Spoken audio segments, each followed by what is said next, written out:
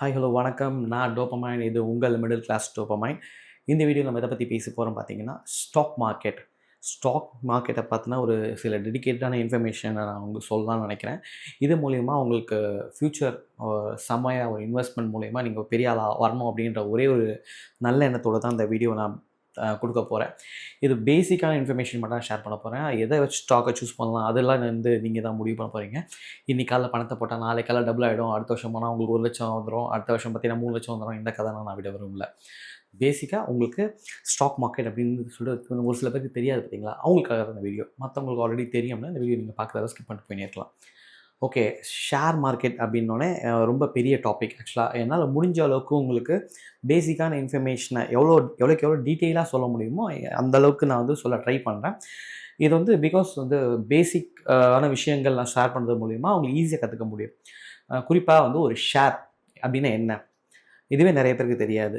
So அது என்னன்னு பார்த்தீங்கன்னா, நான் வந்து ஒரு கம்பெனி ஆரம்பிக்கிறேன். நான் வந்து டோப்பமைன்னு ஒரு கம்பெனி ஆரம்பிக்கிறேன். இந்த கம்பெனி ஆரம்பிக்கிறதுக்கு எனக்கு வந்து தேவையான முதலீடு பார்த்தீங்கன்னா ஒரு 10 lakhs வச்சுக்கோங்களேன்.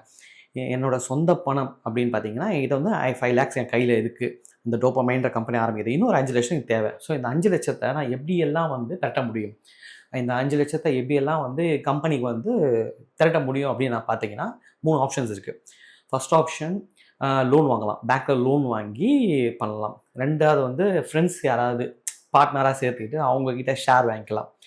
ஸோ ஒரு 2 பேரை சேர்த்துக்கிட்டு 2.5 lakhs கூட வாங்கிட்டா நம்ம பண்ணலாம். ஸோ என்கிட்ட 5 லட்சம் இருக்குது. ஸோ 2 பேர்கிட்ட 2.5 ஸோ மொத்தமாக 10 லட்சம் வந்துச்சு. ஸோ அவங்க 2 பேரும் கம்பெனியில் அவங்க 2 பேரும் பார்ட்னர்ஸ். ஸோ இந்த டோப்பமைன்ற கம்பெனிக்கு ஓனர் யாருன்னா நான் ப்ளஸ் அவங்க 2 பேர். நான் வந்து 50%, அவங்க 2 பேரும் 25% ப்ராஃபிட் எவ்வளோ 100 ரூபா வருதுன்னா நான் 50, அவங்க 25 எடுத்துப்பாங்க. இதுதான். இது மூணாவதாக இன்னொரு ஆப்ஷன் இருக்குது, அதுதான் ஷேர். ஒரு ஷேர் என்னோடய டோப்பமைன் கம்பெனி பேரில் 100 ரூபா. ஸோ எனக்கு தேவையான 5 லட்சம் ரூபாவை எத்தனை ஷேர் மூலிமா கொண்டு வரணுமோ 5000 ஷேர் மூலிமா கொண்டு வர முடியும். இந்த 5000 ஷேரையும் நான் விற்றுட்டேன் அப்படின்னா எனக்கு தேவையான அந்த 5 லட்சம் முதலீடு கிடச்சிரும். ஸோ என்கிட்ட ஒரு 5 லட்சம், மொத்தம் 10 லட்சத்தை வச்சு நான் இந்த கம்பெனி டோப்பமைன்ற கம்பெனி சூப்பராக ஸ்டார்ட் பண்ணலாம். சரி, இப்போ இந்த ஷேர் மார்க்கெட் அப்படின்னா என்ன? ஷேர் மார்க்கெட் அப்படின்றது பார்த்தீங்கன்னா இந்தியாவில் பொதுவாக பார்த்தீங்கன்னா 2 எக்ஸ்சேஞ்ச் இருக்குது. ஒன்று ஸ்டாக் எக்ஸ்சேஞ்ச் சொல்லுவாங்க. அது வந்து வாங்குறது விற்கிறது எல்லாமே நடக்கும். இந்தியா இருக்கக்கூடிய டாப் வந்து என்எஸ்சி, பிஎஸ்சி. என்எஸ்சின்றது நேஷ்னல் ஸ்டாக் எக்ஸ்சேஞ்சு, இந்த சைட் பிஎஸ்சின்னு வந்து பாம்பே ஸ்டாக் எக்ஸ்சேஞ்ச். ஸோ பேரில் இருக்க மாதிரி இது மும்பையில் தான் இருக்குது, பாம்பே ஸ்டாக் எக்ஸ்சேஞ்ச். ஸோ இந்த 2 எக்ஸ்சேஞ்சுமே பார்த்தீங்கன்னா அவங்களுடைய இண்டெக்ஸ் பார்த்தீங்கன்னா என்எஸ்சியில் வந்து நிஃப்டி அப்படின்னு சொல்லுவாங்க. இந்த சைட் பார்த்தீங்கன்னா ஃப்ரெண்ட்ஸ் ஃபேக்ட் அப்படின்னு சொல்லுவாங்க. இது வந்து என்ன பார்த்தீங்கன்னா சென்சிட்டிவிட்டி இண்டெக்ஸ் அப்படின்னு சொல்லுவாங்க. ஸோ இந்த 2மே என்னதுன்னு பார்த்தீங்கன்னா நம்ம புக்கிலலாம் பார்ப்போம் பார்த்தீங்களா, ஃபஸ்ட் பேஜில் இண்டெக்ஸ் அப்படின்னு கொடுத்துருமா பார்த்தீங்களா, உள்ளே இருக்கக்கூடிய எல்லா கண்டென்ட்டோட தொகுப்பு கொடுத்துருப்பாங்க பார்த்தீங்களா, அதான் இந்த இண்டெக்ஸ்.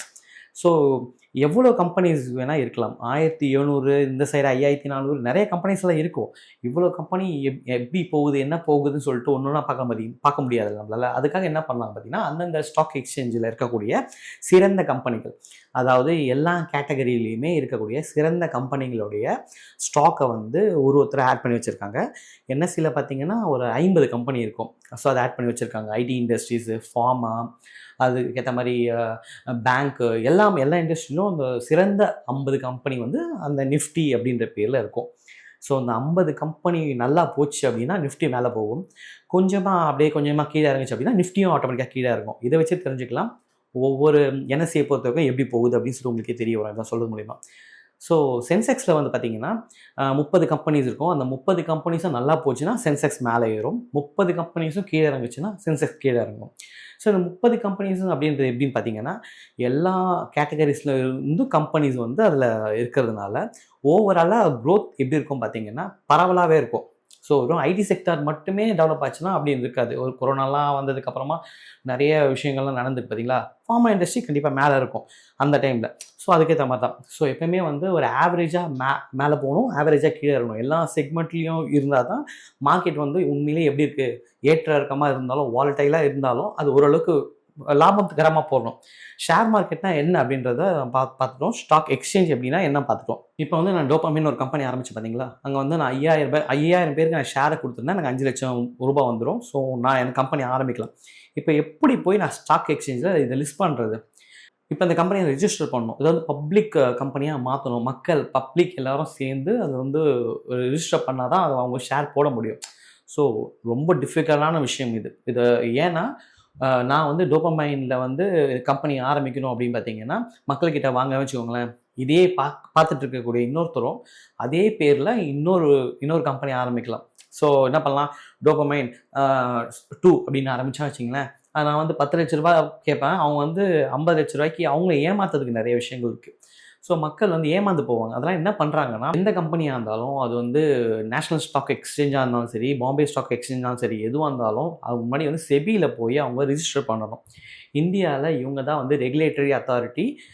யார் அப்படின்னு பார்த்தீங்கன்னா, இந்த மாதிரி ஸ்டாக்லலாம் லிஸ்ட் பண்ணக்கூடிய எல்லா கம்பெனியும் இவங்ககிட்ட போயிட்டு ஃபார்மில் ரிஜிஸ்டர் பண்ணால் மட்டும் தான் இவங்க அப்ரூவல் தருவாங்க. அப்ரூவல் வந்ததுக்கு அப்புறம் தான் இவங்க என்எஸ்சிலையாகவும் சரி, பிஎஸ்சிலையாக இருக்கும், இந்த ஸ்டாக் எக்ஸ்சேஞ்சில் வேணாலும் போயிட்டு இந்தியாவில் போயிட்டு அவங்க பங்குகளை லிஸ்டிங் பண்ணலாம். இதுதான் ப்ராசஸ். அதே மாதிரி இந்த 100 ரூபா அப்படின்னு சொல்லிட்டு நான் சொன்னேன் பார்த்தீங்களா, 5000 பேட்ட வாங்குது. இது எப்போ டிசைட் ஆகும் பார்த்தீங்கன்னா, நம்ம பப்ளிக் பண்ணி செபி கிட்ட போயிட்டு நம்ம அப்போ தான் அவங்க என்ன பண்ணுவாங்கன்னா, எல்லாருமே சேர்ந்து ஓகே உங்கள் கம்பெனியோட மதிப்பு இவ்வளோ, நீங்கள் இவ்வளோ நாள் ஒர்க் பண்ணிட்டுருக்கீங்க, இதுதான் உங்களோட total value, total asset value, total value. So இந்த ஷேரோட வேல்யூ வந்து இதுவாக வச்சுக்கோங்க அப்படின்னு சொல்லிட்டு அவங்க தான் வேல்யூவை கொடுப்பாங்க. ஆக்சுவலாக இந்த இடத்துல வந்து நான் 100 ரூபா வச்சுருந்தேன், அவங்களும் 100 ரூபாவே கொடுக்குறாங்க அப்படின்னு வச்சுக்கோங்களேன். அதுக்கு பேர் தான் ஃபேஸ் வேல்யூ அப்படின்னு சொல்லுவாங்க. நல்லா ஞாபகம் வச்சுக்கோங்க. இந்த ஃபேஸ் வேல்யூ அப்படின்றது வந்து பார்த்திங்கன்னா, அடிப்படையாக உங்கள் ஸ்டாக்குடைய உண்மையான மதிப்பு. சரிங்க, இப்போ ஒரு கம்பெனியாக ஸ்டாக்கை எப்படி கிரியேட் பண்ணுறது, அப்படி யார்கிட்ட பெர்மிஷன் வாங்கணும், அதை எந்த இடத்துல லிஸ்ட் பண்ணுறது, இதெல்லாம் பார்த்துட்டோம். ஸோ இப்போ நம்ம ஸ்டாக் மார்க்கெட் எப்படி வேலை செய்யுது? பொதுவாக பார்த்தீங்கன்னா, ஸ்டாக் மார்க்கெட் தான் வந்து முக்கியமாக உலகத்தையே ரன் பண்ணுது. சராசரியாக ஒரு மனிதருக்காக ஒரு காமன் மேன் ஒரு கம்பெனியை போய் ஷேர் வாங்கணும்னு வச்சுக்கோங்களேன், டேரெக்டாக போய் என்எஸ்சிலையோ பிஎஸ்சிலையோ போய் வாங்க முடியாது. என்ன பண்ணணும்னா, நடுவில் ஸ்டாக் புரோக்கர் அப்படின்னு ஒருத்தர் இருப்பான். ஸோ இவங்க கிட்ட தான் நம்ம போது வாங்குறதோ விற்கிறதோ அதை செயல்பட முடியும். அவங்க நம்மளுக்காக வந்து ஷேரில் வந்து இது இருக்குது அப்படின்னு சொல்லிட்டு வியூ பண்ணுவாங்க. அதில் நமக்கு எது தேவையோ அதை வந்து நம்ம காசு போட்டு வாங்க முடியும். அதே போல் இந்த புரோக்கர்கிட்ட எல்லாரும் போயிட்டு வாங்குங்க அப்படின்னு சொல்லிட்டு நாளைக்கே போய் ஆர்டர் போட்டிங்கன்னா உடனே வராது. நமக்கு வந்து ஒரு சில அக்கௌண்ட் ஒன்று தேவைப்படும். என்ன அக்கௌண்ட் பார்த்தீங்கன்னா, ஃபர்ஸ்ட் ஒரு பேங்க் அக்கௌண்ட் வேணும். நீங்கள் இந்த அக்கௌண்ட் ஹோல்டர் தானா, நீங்கள் பேன் கார்டு, ஆதார் கார்டு எல்லாமே அதில் லிங்க் ஆகிருக்கணும். எல்லாமே லிங்க் ஆகிருந்தால் மட்டும்தான் அந்த அக்கௌண்ட் வேணும். ஸோ முதல்ல பேங்க் அக்கௌண்ட் இம்பார்ட்டன்ட். ரெண்டாவது உங்கள்கிட்ட ஒரு ட்ரேடிங் அக்கௌண்ட் இருக்கணும். அதாவது இந்த ட்ரேடிங் அக்கௌண்ட் இருந்தால் மட்டும்தான் நீங்கள் வந்து ஸ்டாக் வாங்குறது, விற்கிறது, இந்த மாதிரி விஷயங்கள் எல்லாத்தையும் நீங்கள் பண்ண முடியும். ஸோ உங்கள் அக்கௌண்ட்டாக இருந்தால் தான் அது வந்து இந்த டிரான்சாக்ஷனில் நீங்கள் பார்க்க முடியும், என்ன நடக்குதுன்றது எல்லாமே தெரியும். ஸோ மூன்றாவதாக பார்த்தீங்கன்னா ஒரு டிமேட் அக்கௌண்ட் அப்படி சொல்லுவாங்க. ஸோ என்ன பார்த்தீங்கன்னா, நீங்கள் வாங்குறது, இங்கே விற்கிறீங்க, வாங்குகிற ஸ்டாக்ஸ் எல்லாம் வந்து ஷேர்ஸ் எல்லாம் வந்து ஒரு இடத்துல போய் உட்காரணும் பார்த்தீங்களா, உங்கள் அக்கௌண்ட்டில் நீங்கள் தான் இன்னார் சொத்து, இவரோட சொத்து அப்படின்னு சொல்லிட்டு, அதுக்கு வந்து டிமேட் அக்கௌண்ட்ன்றது ஒன்று தேவை. ஸோ இன்னைக்கு தேதியில் வந்து நிறைய பேர் ஃப்ரீயாகவே கொடுக்குறாங்க டிமேட் அக்கௌண்ட்னா. வந்து நீங்கள் உங்கள்கிட்ட எந்த அக்கௌண்ட் இருக்கோ பேங்க்கில் அவங்ககிட்ட போய் கேட்டிங்கன்னா டிமேட் அக்கௌண்ட் ஓப்பன் பண்ணி கொடுத்துருவாங்க. ஸோ இது நிறைய ஒரு சில விஷயங்கள்லாம் இருக்குது. இதெல்லாம் ஆரம்பிக்கிறதுக்கு முன்னாடி இப்போது ஒரு சராசரியாக ஒரு மனிதர், காமன் மேன், யார் வேணாலும் போயிட்டு இன்வெஸ்ட் பண்ணலாம் அப்படின்னு சொல்லிட்டு டிமேட் அக்கௌண்ட் ஓப்பன் பண்ணக்கா போவீங்க. அவங்களுக்கு எல்லாம் என்ன பேர் பார்த்தீங்கன்னா, ரீட்டைல் இன்வெஸ்டர்ஸ் அப்படின்னு சொல்லுவாங்க. அவங்க எல்லாருமே நம்ம எல்லாம் தான் வந்து ரீட்டைல் இன்வெஸ்டர்ஸ். எந்த ஒரு கம்பெனியில் போய் என்ன வேணால் வாங்கலாம். ஸோ நம்ம பேரில் வந்து ரீட்டைல் இன்வெஸ்டர்ஸ் தான் நம்ம சொல்ல முடியும். நம்ம வந்து ஸ்டாக் புரோக்கர் மூலிமா தான் வாங்க முடியும், நம்ம ஸ்ட்ரெயிட்டாக போய் வாங்க முடியாது. ஸோ அந்த ஸ்டாக் புரோக்கர் அப்படின்றவன் என்ன பண்ணாங்கன்னா, நம்மளுக்கு வந்து ஹெல்ப் பண்ணுவாங்க பார்த்தீங்களா, அவன் வந்து பிரிட்ஜ் மாதிரி. ஸோ அவன் வந்து ஒரு கமிஷன் வைப்பான். இப்போ வந்து அந்த கம்பெனி நம்ம பை பண்ணுறோன்னா இவன் மூலிமா தான் நம்ம பை பண்ணி தரான் பார்த்தீங்களா, அதுக்கு வந்து இவன் வந்து 0.25%. அதே மாதிரி வாங்கினாலும் சரி, விற்றாலும் சரி, எதுவாக இருந்தாலும் அவன் கமிஷன் எடுப்பான். சப்போஸ் விற்றாலும் 15 ருபீஸ் எடுப்பான், வாங்கினாலும் ஒரு சில கமிஷன் எடுப்பான். அந்த கமிஷன்றது மேண்டட்ரி. ஸோ பேங்க்கெல்லாம் பார்த்தீங்கன்னா கிட்டத்தட்ட ஒரு பையிங் செல்லிங் பண்ணும்போது 1% கிட்ட கமிஷன் ரேட்ஸ் டிசைட் பண்ணுவாங்க.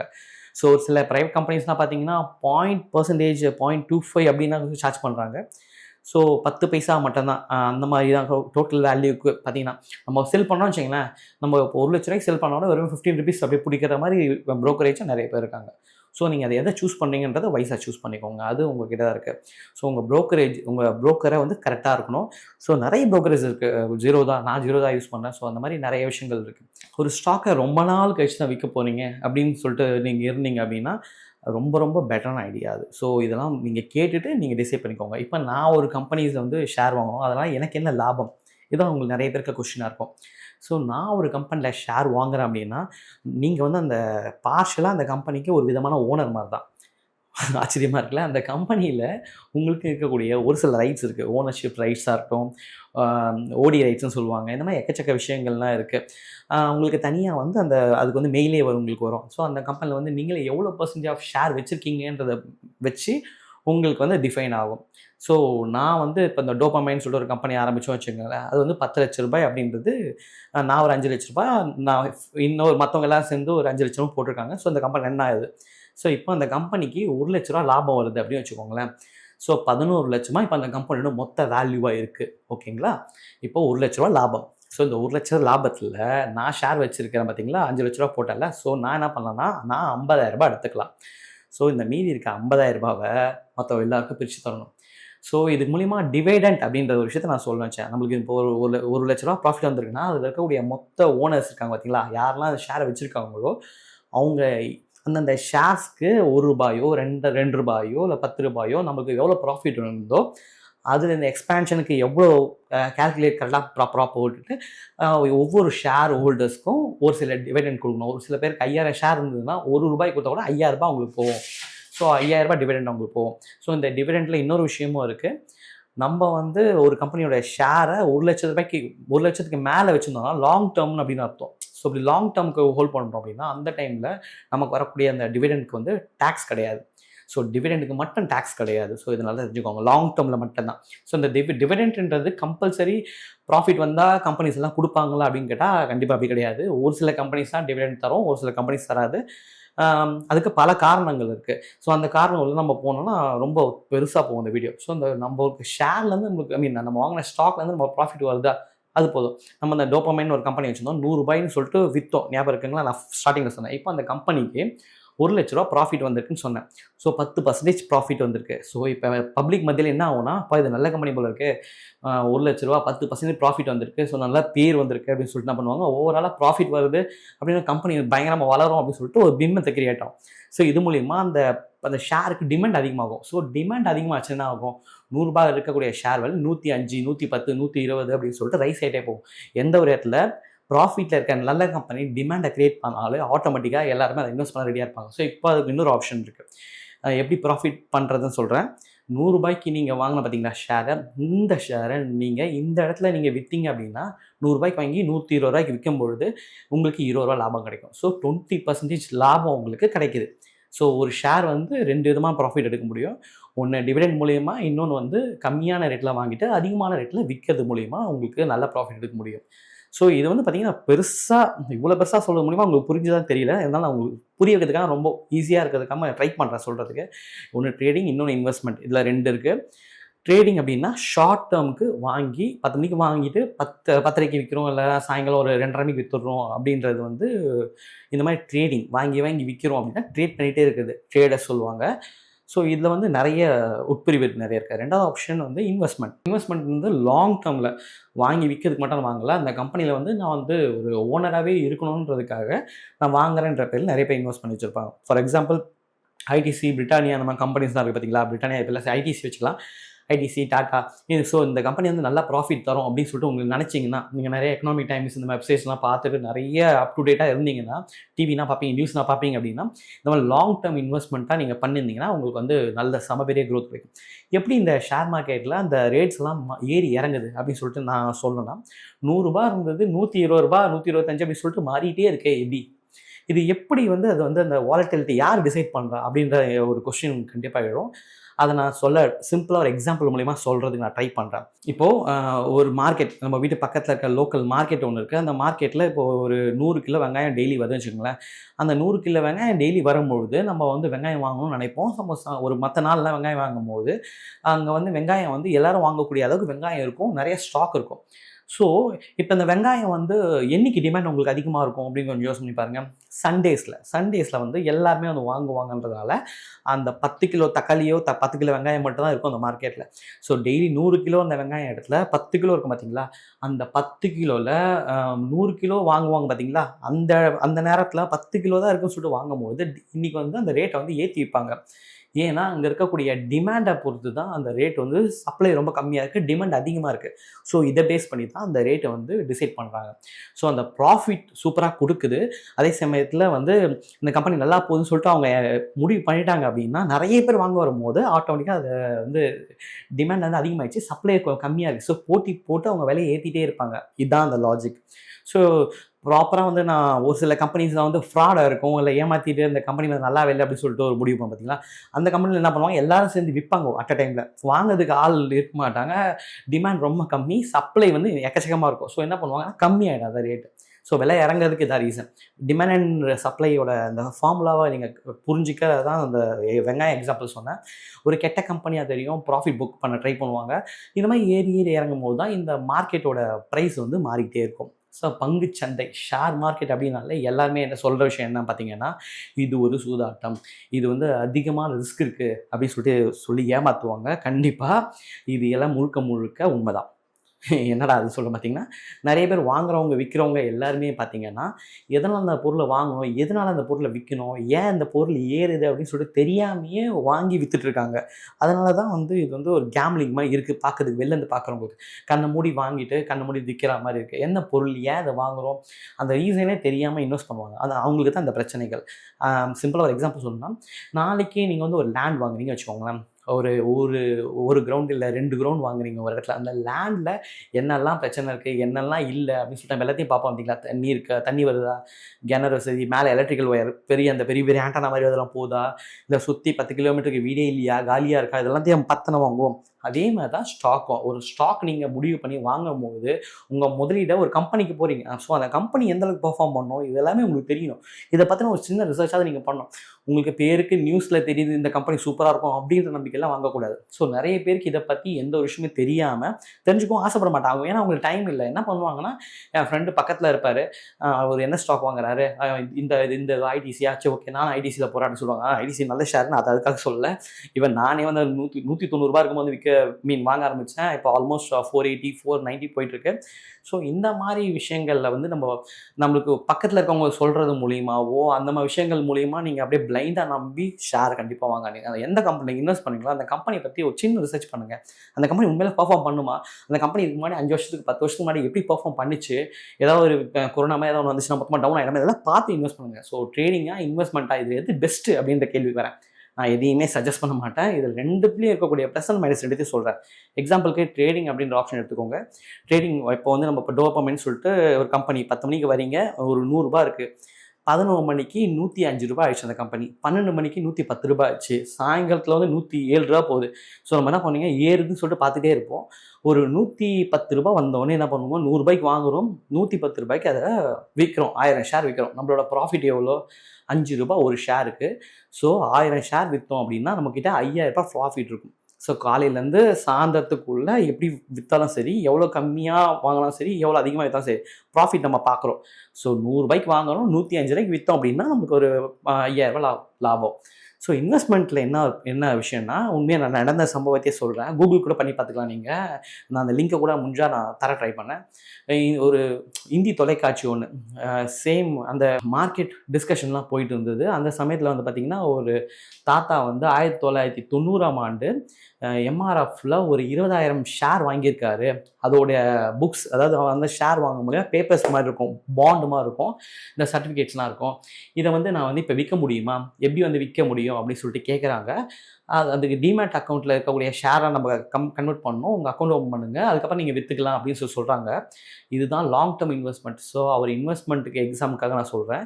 ஏன் அப்படின்னா 1990ஆம் ஆண்டு அந்த தாத்தா அப்போ வாங்கினப்போ 105 ரூபாவோ 110 ரூபாவோ தான் இருந்தது அந்த ஷேர். MRF 20,000 share வாங்கியிருப்பாரு. யோசனை பண்ணி பாருங்கள், இன்றைக்கி தேதிக்கு அதெல்லாம் வந்து எங்கேயோ இருக்குதுங்க. அதோட மதிப்பு வந்து பார்த்திங்கன்னா 200 crores நினைக்கிறேன். ஸோ அவ்வளோ இன்வெஸ்ட்மெண்ட்டோட டோட்டல் வேல்யூ அப்போ அன்றைக்கி அவர் ஃபோனில் கேட்கும்பொழுது அவர் ஆச்சரியமாக பார்த்துருப்பாங்க அன்றைக்கி. ஸோ இதுதான் லாங் டேர்ம் இன்வெஸ்ட்மெண்ட்டோட ஒரு நல்ல கம்பெனி இன்வெஸ்ட் பண்ணும்போது அது வந்து ஒரு உண்மையான பலனை நம்மளுக்கு அடைய முடியும். ஸோ இது ரெண்டுத்துக்கு இருக்கக்கூடிய பாசிட்டிவ் வந்து நான் சொல்லிட்டேன். இப்போ நெகட்டிவ் சொல்கிறேன். இப்போ 100 ரூபாய்க்கு ஒரு ஷேர் வாங்குறீங்க, அதே ஷேர் இப்போது 105 ரூபா போச்சுன்னா நீங்கள் விற்பீங்க 5 ரூபா எக்ஸ்ட்ரா. ஆனால் இப்போ 95 ரூபா ஆயிடுச்சுன்னா, இப்போ 95 ரூபா 90 ரூபாய் ஆயிடுச்சுன்னா மதியானம் 1 மணிக்கு, ஸோ நம்ம எப்போனாச்சா ரூ. 10 குறைஞ்சினா ஆகும், ரூ. 10,000 குறைஞ்சிரும். ஸோ என்னடா சொல்லிட்டு இந்த மாதிரி குறைஞ்சிட்டே இருக்கும்போது நம்மளுக்கு வந்து ரூ. 5,000 லாஸ் ஆகிடும். ஸோ நம்ம ஆல்ரெடி காலைல வாங்குறோம், சாயங்காலத்துக்குள்ளாவே நம்மளுக்கு ரூ. 5 கம்மி ஆயிடுச்சு அப்படின்னா நம்ம 5,000 லாஸ். இந்த சைடில் இப்போ நம்ம எம்ஆர்எஃப்ல போட்ட அந்த தாத்தா அந்த கதை சொன்ன பார்த்தீங்களா, அதில் வந்து கிங்ஃபிஷரில் போட்டுருந்தாருன்னு வச்சுக்கோங்களேன், என்ன ஆயிருக்கும்? உங்களுக்கு நான் இதை பற்றி எக்ஸ்பிளைன் பண்ண அவசியம் இல்லை. கிங்ஃபிஷர் கதை உங்களுக்கு ஆல்ரெடி தெரியும். கிட்டத்தட்ட அந்த ஸ்டாக்கே காலி. ஸோ அப்படியேப்பட்ட விஷயங்கள் வந்து எந்த ஸ்டாக் வந்து நமக்கு தெரிஞ்சு இன்வெஸ்ட் பண்ணுறோமா, தெரியாத இன்வெஸ்ட் பண்ணுறோமா சொல்லிட்டு நம்ம ஒரு சின்ன ரிசர்ச் பண்ணி தான் அந்த கம்பெனி மேலே வாங்கணும். ஸோ சரிப்பா, பேசிக்காக டேர்ம்ஸ்லாம் எக்ஸ்பிளைன் பண்ணிட்டேன். உண்மையிலே இது லாபம் எடுக்க முடியுமா, எடுக்க முடியாதா அப்படின்னு சொல்லிட்டு சிம்பிளாக சொல்லணும் அப்படின்னா, அதற்கு நீங்கள் வந்து உங்களே ஒரு சில கேள்வி கேட்டுக்கோங்க. என்னென்னா ஒய், எதனால், அதனால் இதை வந்து ஒரு கம்பெனி மேலே நீங்கள் இன்வெஸ்ட் பண்ணுறீங்க அப்படின்னா, ஒரு கம்பெனியை வாங்குறீங்க அப்படின்னா ஏன் வாங்குறீங்க அப்படின்றத நீங்களே அந்த கேள்வி கேட்டுக்கோங்க. ஸோ ஃபார் எக்ஸாம்பிள் எம்ஆர்எஃப்ஐ வாங்குறீங்க அப்படின்னா ஏன் வாங்கணும்? ஸோ லாங் டேர்முக்கு வாங்கணுமா, இல்லை ஷார்ட் டேர்முக்கு வாங்கணுமா, கரெக்டாக வாங்குகிறோமா இல்லையா, எல்லாத்தையும் யோசனை பண்ணால் மட்டுமே உங்களுக்கு வந்து எக்ஸாக்டான கேள்விக்கான பதில் உங்களுக்கு கிடைக்கும். ஸோ அதே போல் ரெண்டாவது வந்து எங்கே, ஸோ எந்த கம்பெனியை வாங்கணும். ஸோ நீங்கள் வந்து இன்றைக்கி வந்து ஒரு பேங்க் கம்பெனியை வாங்குறீங்க, எல்லாத்தையும் பேங்க் மேலேயே எல்லாத்தையும் மொத்த இன்வெஸ்ட்மெண்ட்டையும் பேங்க் செக்டர்ஸ்லேயே போட்டிங்கன்னு வச்சுக்கோங்களேன். ஸோ பேங்க்கு கெட்ட பேர் ஆயிடுச்சு, ஏதோ ஒரு பிரச்சனையாயிடுச்சு பேங்க்கில், உடனே என்ன ஆகும்? ஸோ எப்போயுமே ஒரே கம்பெனி வாங்கவே கூடாது, மாற்றி மாற்றி எல்லா செக்டார்ஸ்லேயும் இருக்கும். பேங்க்கு, ஐடி, ஃபார்மா அப்படின்னு சொல்லிட்டு பிரித்து போடணும். ஸோ எல்லா கேட்டகரியில் வாங்கும்போது நீங்கள் சேஃபாக இருப்பீங்க. ஸோ இதுக்கப்புறம் இன்னொரு கேள்வி இருக்குது, ஹவு, எப்படி இதில் வந்து எப்படிப்பா அது பண்ணுறது, கற்றுக்கணும் அப்படின்னு சொல்லிட்டு நான் சொல்லுவேன். ஏன்னா வந்து நீங்கள் ஒரு கடை வைக்கிறீங்க, அந்த கடைக்கு நீங்கள் தான் ஓனர் வச்சுக்கோங்களேன். அப்போ என்ன பண்ணுவீங்க, அந்த கடை ஆரம்பிக்கும் போது எத்தனை ஆரம்பிச்சிருவீங்களா, அதுக்கான சின்ன ஒரு ஹோம்ஒர்க் பண்ணுவீங்களா, அந்த ஹோம்ஒர்க்லாம் நீங்கள் பண்ணணும். ஸோ அந்த உங்களோட காசை நீங்கள் நம்பி போடுற இடத்துலையே நீங்கள் அவ்வளோ ஹோம்ஒர்க் பண்ணும்போது எதுக்கு பண்ணுறோம், ஏன் பண்ணுறோம், எதுக்கு காசு போடுறோன்னு தெரியாமல் ஒரு காசு போடுவீங்களா? நான் வந்து ஆக்சுவலாக ஒரு 6 இயர்ஸ் முன்னாடி ஸ்டாக் மார்க்கெட்டில் உள்ளே வரதுக்கு உள்ளே இருந்து ட்ரை பண்ணி அப்போ கற்றுக்க ஆரம்பித்து இப்போ வரைக்கும் கற்றுக்கிட்டே தான் இருக்கேன். இப்போது நான் இன்னும் சில விஷயங்கள்லாம் கற்றுக்கிட்டு தான் இருக்கேன். இவ்வளோ கற்றுக்கிற விஷயம் மூலிமா தான் இவ்வளோ ஒரு பேசிக்கான இன்ஃபர்மேஷன் உங்களை ஷேர் பண்ணிட்டுருக்கேன். நான் ஒரு எக்ஸ்பர்ட்னா கிடையாது. எனக்கு தெரிஞ்ச விஷயங்களில் உங்களுக்கு ரொம்ப ஈஸியாக சொல்கிறது நான் ட்ரை பண்ணுறேன். ஏன்னா உங்களோட பணத்தை போடுறீங்க, உங்கள் காசை இன்னொருத்தர் நம்பி அவங்க போடுறது, அந்த கதைலாம் இங்கே வேணாம். நீங்களே டிமேட்டில் ஆரம்பித்து, நீங்களே ட்ரேடிங் அக்கௌண்ட் ஆரம்பித்து, நீங்களே அதை பண்ணுங்கள். ₹1 அதில் லாஸ் ஆனாலும் சரி, ப்ராஃபிட் இருந்தாலும் சரி, எல்லாமே நீங்களே உங்களால் மட்டும் நடக்கணும். அதை முதல்ல ட்ரை பண்ணுங்கள். யாரை நம்பி கொடுக்காதீங்க. அடுத்தது வந்து நம்ம கிட்ட எந்த காசை போகிறது, நம்மக்கிட்ட வந்து ஒரு அமௌண்ட் வருது அப்படின்னா அந்த அமௌண்ட்டை மட்டும் ஷேர் மார்க்கெட்டில் இன்வெஸ்ட் பண்ணணும். ஸோ அந்த காசு வந்து நமக்கு இப்போதைக்கு தேவைப்படாது. ஆனால் நம்மக்கிட்ட எக்ஸ்ட்ராவாக இருக்கக்கூடிய பணத்தை மட்டும் தான் நம்ம இன்வெஸ்ட் பண்ணணும். ஸோ எக்ஸ்ட்ரா காசா நம்மகிட்ட இல்லைப்பா அப்படின்னு நீங்கள் சொல்லலாம். அத்தியாவசியமாக இப்போ உங்களுக்கு ஃபார் எக்ஸாம்பிள் ₹50,000 சம்பளம் வருதுன்னா அதை வந்து 10% பிரிச்சுருங்க. 10% வந்து கடவுளுக்கு போகிறதெல்லாம் நினச்சி இன்வெஸ்ட்மெண்ட்டுக்கு போடுங்க. உங்கள் வாழ்க்கை நல்லாயிருக்கும். உங்கள் மிடில் கிளாஸ் வாழ்க்கையிலேருந்து நீங்கள் வேறு லெவலுக்கு போகணும் அப்படின்னா இந்த இன்வெஸ்ட்மெண்ட் உங்களுக்கு லாங் டேர்மில் மிகப்பெரிய ஹெல்ப்ஃபுல்லாக இருக்கும். நல்ல கம்பெனியாக பார்த்து போடுங்க. நான் எந்த கம்பெனியும் சொல்ல விரும்பலை, நீங்களே அதை பற்றி ரிசர்ச் பண்ணி போடுங்க. நான் எதில் போட்டிருக்கேன் பார்த்தீங்கன்னா, நான் ஐடிசியில் போட்டிருக்கேன். நல்ல லாபம் கிடச்சிருக்கு. நான் கடந்த 2 வருஷத்தில் எனக்கு ஒரு நல்ல லாபம் கிடச்சிருக்கு. ஸோ ஆனால் அதுக்கு நான் ஐடிசி நான் உங்களுக்கு ரெக்கமெண்ட் பண்ணேன். உங்களுக்கு என்ன தோணுதோ நீங்கள் ரிசர்ச் பண்ணி போடுங்க. இவ்வளோ கஷ்டத்தையும் தாண்டி நான் ஷேர் மார்க்கெட்டில் லாபம் சம்பாதிக்க முடியுமா அப்படின்னு கேட்டிங்கன்னா, நிறைய பேர் லாபம் சம்பாதிச்சிருக்காங்க. ட்ரேடிங் பண்ணியும் லாபம் சம்பாதிக்கிறாங்க. ட்ரேடிங் பண்ணி லாபம் எடுக்கக்கூடிய நிறைய பேர் எனக்கு தெரியும். ஸோ அவங்களுக்கு வந்து நாலேஜ் நிறைய இருக்கும். ஸோ தினமும் மார்க்கெட்டை பார்ப்பாங்க. அவங்களுக்கு தினமும் மார்க்கெட்டை பார்க்கறதுனால அவங்களுக்கு நாலேஜ் வரல. எந்த விஷயம் பண்ணும்போது ஏன் பண்ணுறோம், எதுக்கு பண்ணுறோம், எதுக்காக கிளிக் பண்ணுறோம் அப்படின்ற விஷயங்கள்லாம் அவங்க நிறைய ஹோம்ஒர்க் பண்ணுறாங்க. அது மூலியமாக தான் அவங்களுக்கு அந்த நாலேஜ் கிடைக்குது. இந்த எக்ஸ்பர்ட்ஸ், இந்த ஃபினான்ஷியல் அனலிஸ்ட் அவங்கலாம் நிறைய ஹெல்ப் பண்ணுவாங்க. மார்க்கெட் ட்ரேடர்ஸ் நிறைய அவங்களுக்கு ஹெல்ப் பண்ணுவாங்க.